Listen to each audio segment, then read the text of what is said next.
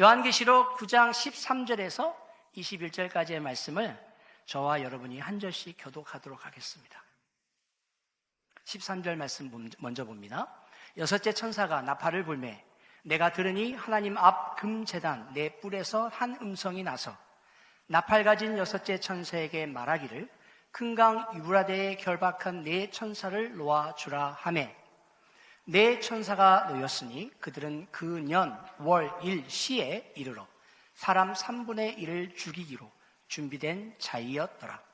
마병대의 수는 2만 만이니 내가 그들의 수를 들었노라. 이 같은 환상 가운데 그 말들과 그 위에 탄 자들을 보니 불빛과 자줏빛과 유황빛 호신경이 있고 또 말들의 머리는 사자머리 같고 그 입에서는 불과 연기와 유황이 나오더라. 이 세 재앙 곧 자기들의 입에서 나오는 불과 연기와 유황으로 말미암아 사람 3분의 1이 죽임을 당하니라. 이 말들의 힘은 입과 꼬리에 있으니 꼬리는 뱀 같고 또 꼬리에 머리가 있어 이것을 해하더라. 이 재앙에 죽지 않고 남은 사람들은 손으로 행한 일을 회개하지 아니하고 오히려 여러 귀신과 또는 보거나 듣거나 다니거나 하지 못하는 금, 은, 동과 목석의 우상에게 절하고 또 그 살인과 복술과 음행과 도둑질을 회개하지 아니하더라. 아멘. 요한계시록 9장 13절에서 21절까지의 말씀을 가지고 여섯째 나팔 심판이라는 제목으로 하나님 말씀을 선포하겠습니다. 요한계시록은 우리가 생각하는 것처럼 단지 미래의 끔찍한 재앙에 대한 예언서가 아니라고 말씀을 드렸습니다. 많은 분들이 오해를 하시는 것 중에 하나가 요한계시록의 수많은 재앙과 심판과 죽임과 고난과 핍박이 있기 때문에 두려워해요. 그리고 미래에 일어날 재앙에 대해서 벌벌 떱니다. 그래서 쉽게 이 요한계시록을 펼쳐서 읽지 못해요. 그리고 오늘도 우리가 읽으면서 느꼈습니다마는 수많은 상징들이 나와 있습니다. 그래서 그 상징들을 해석하고 적용하기가 쉽지 않아요. 그래서 많은 분들이 이런 거는 우리가 보면 안 돼. 그냥 덮어놓고 그냥 예수 잘 믿자. 또는 이 요한계시록의 말씀은 목사님이 설교할 때 그때 들으면 돼. 그렇게 해서 묵혀놓는 경우가 참 많이 있습니다. 그러나 여러분 반드시 기억하셔야 될 것은 요한계시록은 두려움 그리고 공포감을 주기 위한 책이 아니라는 것입니다. 오히려 이 마지막 때를 살아가는 성도들에게 기쁨과 환희와 그 마지막 때에 하나님의 임하실 그 놀라운 그 영광을 우리에게 보여주시기 위함임을 여러분이 기억하시기 바랍니다. 때문에 요한계시록은 펼쳐서 읽어야 되는 말씀이에요. 때문에 요한계시록의 말씀은 우리의 입술에서 늘 되뇌이며 곱씹어 봐야 될 말씀입니다.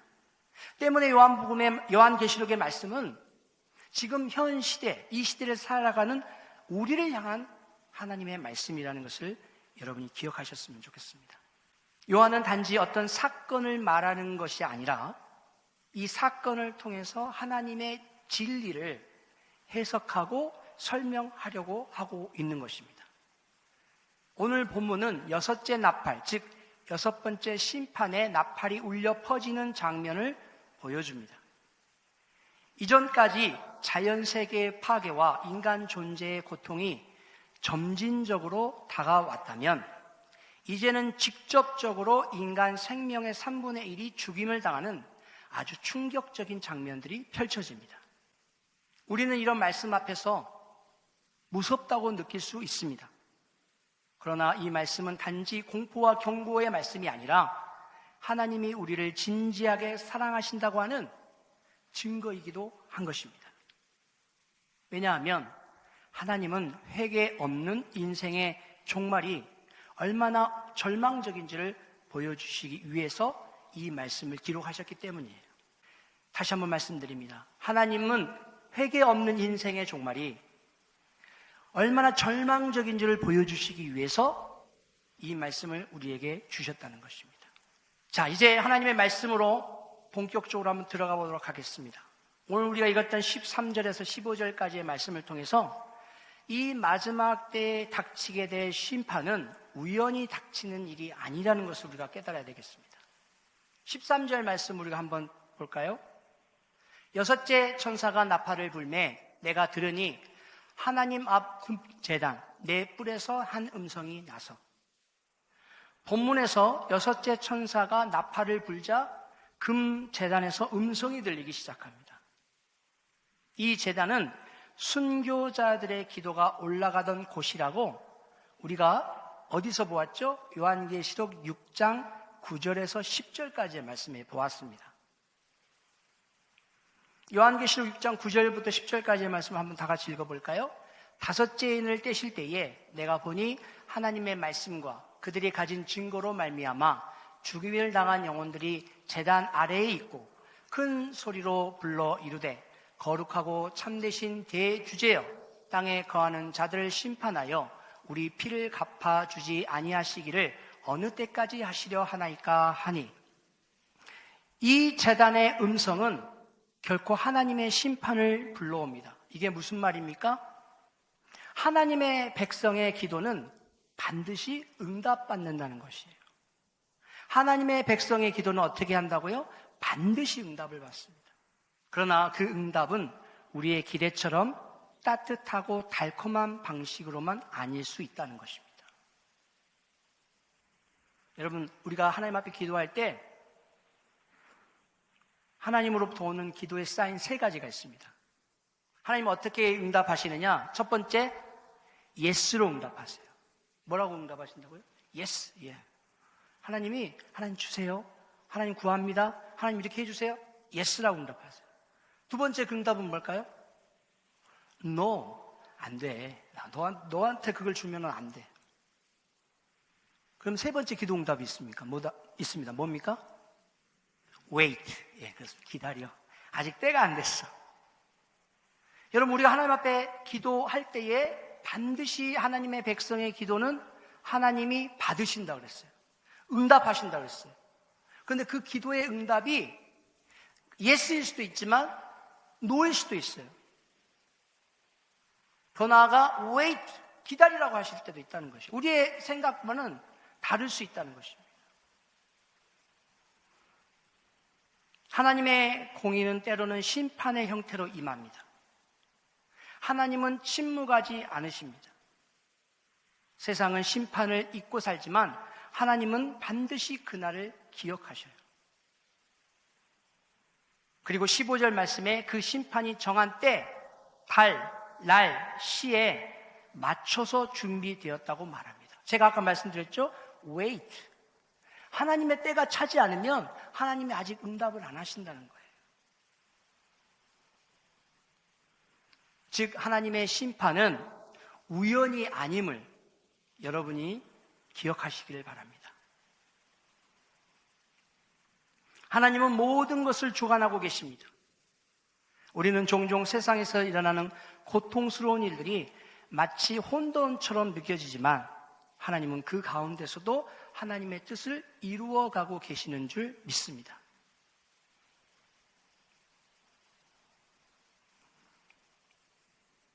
계속해서 우리가 하나님 말씀 한번 보겠습니다. 16절부터 19절 말씀에 보니까요, 심판은 인간의 완악함을 드러낸다고 그랬어요.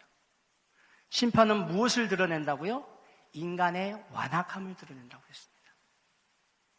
본문에 보니까 2억이라는 숫자가 나옵니다. 2억이라는 숫자에 기병대가 등장합니다.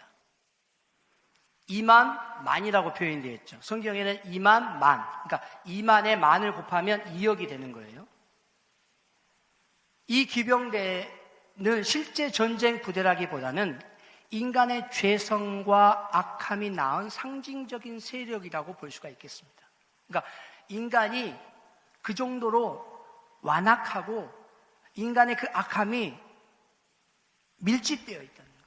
집단화되어 있다는 거예요. 세력화되어 있다는 것입니다. 그들의 모습은 흡사 괴물과도 같습니다. 불, 연기, 유황, 입에서 나오고요. 꼬리에는 뱀의 독이 있다고 그랬어요. 여기서 우리는 아주 중요한 통찰을 얻게 되는데, 심판은 단지 외부에서 임하는 것이 아니라 인간 안에서부터 시작된다는 것입니다. 인간의 죄악은 마치 괴물과 같은 존재를 낳습니다.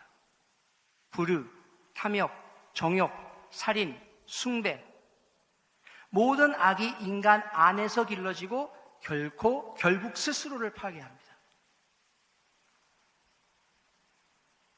여러분, 이 마지막 때의 심판은 인간의 이 완악함을 드러내게 되어 있다는 것입니다.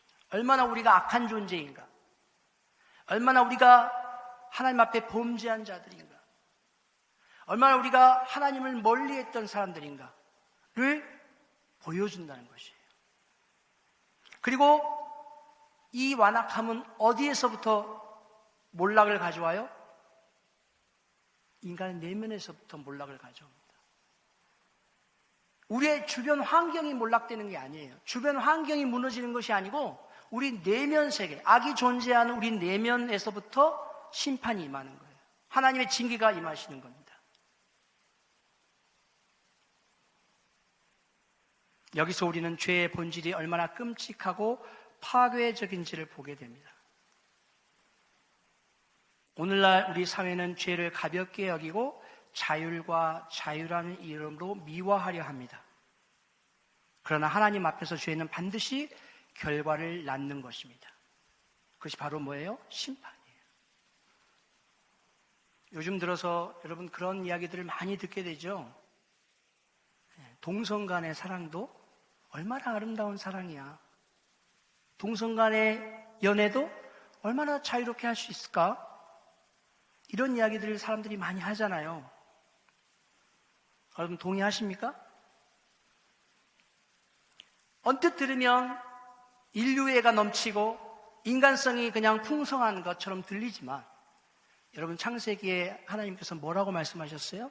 한 남자와 한 여자를 부부로 이어주셨다고 그랬잖아요. 그런데 사람들은 완악해하여서 이 악으로 똘똘 뭉쳐서 마치 하나님을 대적하고 하나님의 말씀을 변괴하는 것을 자율과 자유라고 말해요. 그것을 인간성이라고 말합니다. 그것을 아름다운 사랑으로 포장합니다.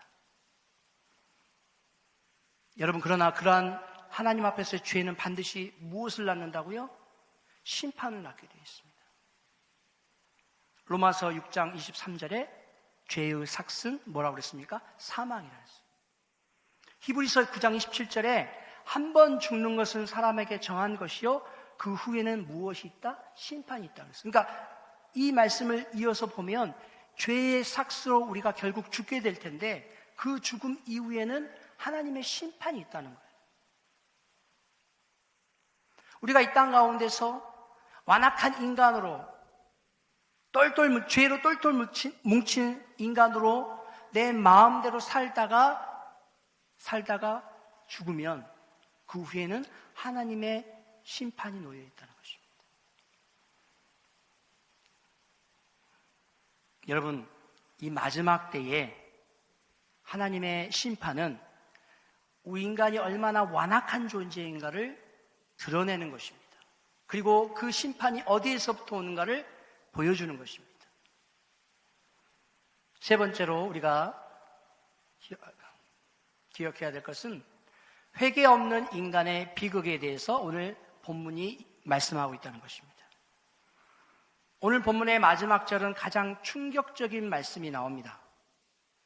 20절 상반절에 보니까 이 재앙에 죽지 않고 남은 사람들은 그 손으로 행한 일을 회개하지 아니하고 라고 기록하고 있습니다. 회개하지 않는 사람들에 대한 이야기가 나와요. 자, 여러분, 6번째 나팔의 무서운 심판이 끝났음에도 불구하고 사람들은 회개하지 않습니다. 여러분, 6번째 심판으로 수많은 사람들이 죽었음에도 불구하고 사람들이 회개하지 않아요. 오히려 우상 숭배하고 살인하고 주술하고 음행하고 도둑질을 계속한다고 성경이 말하고 있습니다. 이것이야말로 오늘 우리가 직면한 가장 큰 문제예요. 하나님은 경고하시고 고통을 허락하시고 우리를 흔들기도 하시지만 인간이 깨닫지 못한다는 것이, 이것이 가장 큰 문제예요. 아니, 깨닫지 못하는 것이 아니라 안 해요. 회개하지 못하는 것이 아니라 회개하지 않습니다. 이게 뭐예요? 무슨 말입니까? 의지적으로 하나님을 거부하는 죄를 범한다는 것입니다. 못한다는 것은 내가 능력이 없다는 것이죠. 내가 할 수 있는 힘이 없다는 것이죠. 안 한다는 건 뭐예요? 내가 할 수 있음에도 불구하고 의지적으로 그렇게 못하겠습니다 라는 것이에요. 이게 더 하나님 앞에 가증한 죄입니다. 이게 더 하나님 앞에 크게 심판받는 죄인 것입니다.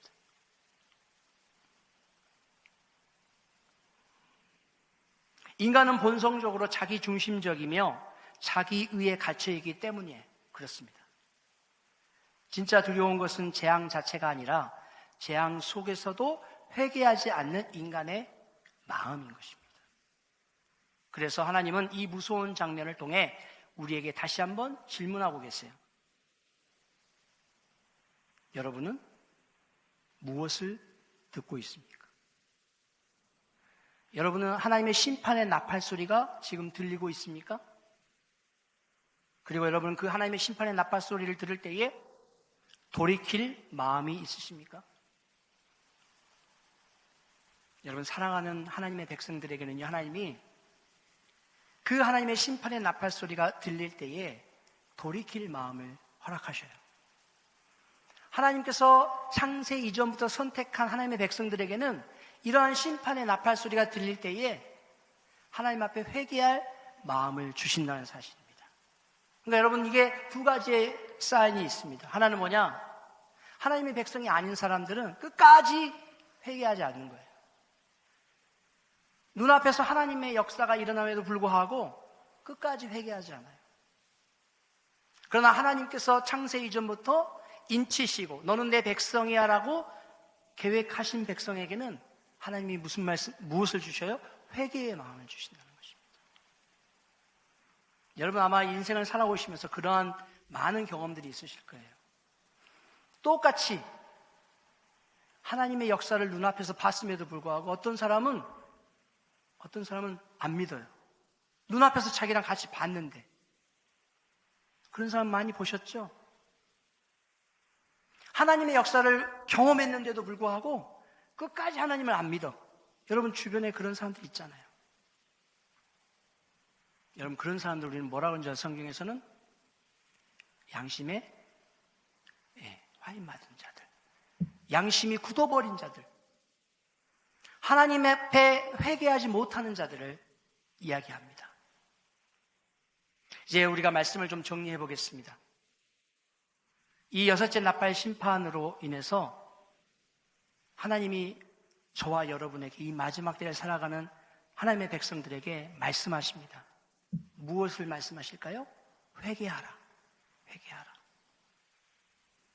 이것은 단순히 우리의 죄를 고백하는 것 넘어서서 주님의 십자가를 바라보라는 것입니다. 무엇을 바라보라고요? 주님의 십자가를 바라보라는 거예요. 왜 주님의 십자가를 바라보는 것이 회개하는 것일까요?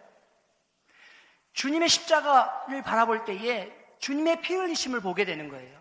주님의 고난당하심을 보게 되는 거예요.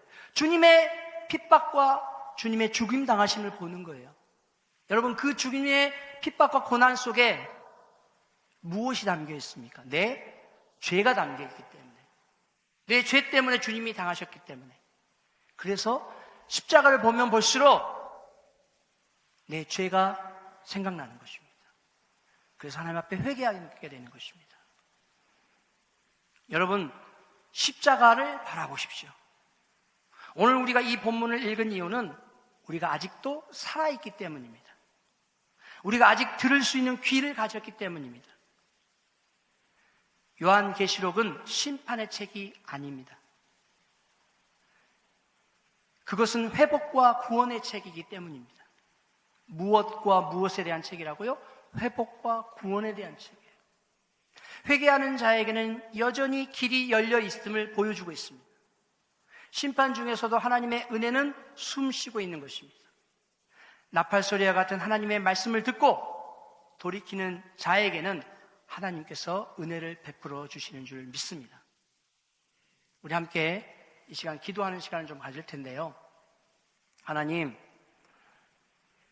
요한계시록의 말씀을 계속해서 우리가 읽어나갈 때에 하나님께서 우리의 마음의 문을 열어주시고 우리의 영의 눈을 열어주셔서 공포와 두려움이 아닌 회복과 구원의 은혜를 경험하게 도와주옵소서. 기쁨과 감격의 예배를 드릴 수 있게 도와주옵소서. 마지막 때를 살아가는 우리들에게 희망과 소망을 주시옵소서. 천국의 소망을 허락하여 주시옵소서 라고 우리가 한번 다 같이 합심해서 기도하도록 할게요. 하나님,